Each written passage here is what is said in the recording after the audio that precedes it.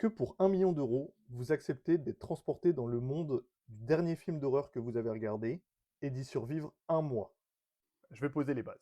Il y a un génie, il apparaît et il te propose un deal. Le deal, c'est que tu seras téléporté dans le monde du dernier film d'horreur que tu as regardé, fantastique ou pas, réel ou pas, actuel ou pas, et tu devras y survivre un mois. Par contre, dans ce film, dans ce monde alternatif, tu n'es pas le héros, tu ne remplaces pas le personnage principal. Donc si tu es téléporté dans The Walking Dead, t'es pas Rick.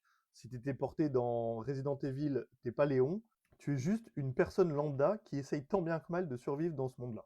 Ça ne veut pas dire que les dangers en seront moins proéminents, mais il va pas t'arriver plein de trucs qui arrivaient aux héros. Pour reprendre l'exemple de n'importe quel film de zombies, toi, tu seras juste un random pélo dans une maison quand l'épidémie aura frappé, et tu devras agir sur le coup. Après, bon, comme tu sais dans quel monde tu vas être téléporté, tu as un peu de préparation mentale, tu sais quoi faire. Tu arrives par contre dans ce monde juste avec des vêtements, t'as rien, t'as pas d'armes, pas de nourriture, pas de quoi, et tu dois survivre pendant un mois. Selon le dernier film d'horreur ou selon la dernière série d'horreur que vous avez regardé, ça peut varier du simple au quintuple la difficulté. Dites-moi en commentaire dans quel film vous serez transporté et dites-moi surtout si vous le faites.